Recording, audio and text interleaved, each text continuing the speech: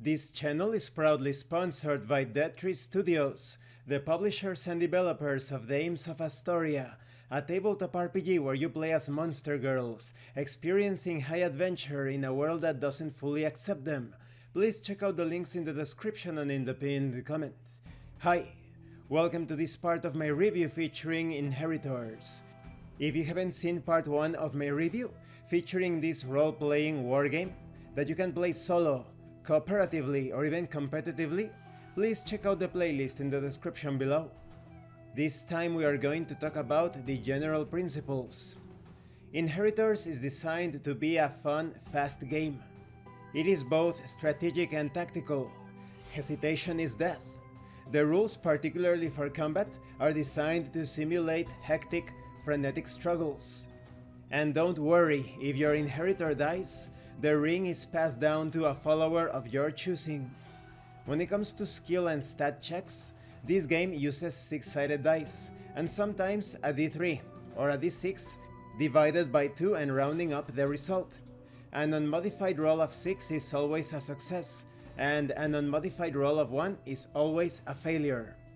You only need a handful of 6-sided dice to play this game, and of course you need the rulebook, some paper and pencils, and some small objects, miniatures, terrain to represent the battlefield. For most games you will only need a 24 by 36 feet size surface. And each player is going to be controlling an inheritor and one or more followers, your warband. This game feels a bit like Mordenheim in some situations. Or perhaps even Frostgrave without putting too much emphasis on wizards. Now, the main characters are called Inheritors, of course. They have a suite of special powers bestowed upon them by their great rings of power. We will talk about those in a future part. In this game, you roll d6s to see if you are successful at various tasks. The goal is always to tie or exceed your stat. Therefore, you often want lower numbers for your scores tied to dice checks. For example, if you have a 3+ or 3 up in your pro or proficiency stat, that means you succeed on any roll of 3 or higher. Concerning action economy, each model activates once per round. When a model is activated, it may take up to 2 actions. Actions cost 1 or 2 points. You can even take duplicate actions if you have the points to do so. Points cannot be saved between rounds. All models also get at least 1 reaction and 1 bonus action per round, which may be taken when certain conditions are met. Models, figures, characters, these terms are used interchangeably across the book. Inheritors uses a unique cooperative combat system that engages both attacker and defender in an active, tactical duel. Attackers and defenders roll a number of dice according to the weapon or weapons or armor they have equipped, and utilize successful rolls as strikes or blocks. Not every strike is made equal. Critical strikes, which are unmodified rolls of 6, can only be blocked by other critical successes. This is called the hit trade system. When it comes to rounds and phases, each mission or adventure is broken up into rounds, during which players perform actions, engage in combat, explore, and more. The number of rounds is dictated by the mission you chose, or by the campaign you are playing. When it comes to the action phase, players and enemies take turns activating their units, alternating back and forth, unless there are some exceptions related to various features.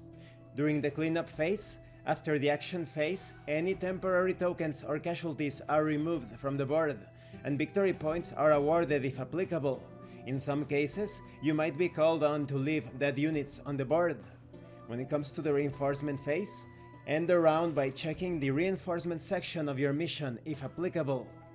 Distances are measured in inches, which represent 5 feet for each inch. And you can also play this game on a grid, be it a square grid or a hex grid. And you can play it with 28 to 35mm scale miniatures. But you can play any other size that you want, you would only need to scale a few things. Now when it comes to the setting itself, the city of Imedia is the core sub-setting. Its history is as Byzantine and confusing as its physical structure. The architecture of Imedia is high-reaching in ambition. Although there is decadence, corruption, it has been poisoned. The city's arterial avenues, broad walkways of wood-polished flagstones, once held endless parades of lifelike, towering statues in honor of the numberless ancestors who served the city. Now many of these have been damaged beyond repair. As hinted at before, you can play this as a competitive skirmish game or wargame if you want. But the standard way of playing it is as a role-playing wargame. And this concludes this part of the review. In the next part, we are going to talk about character creation.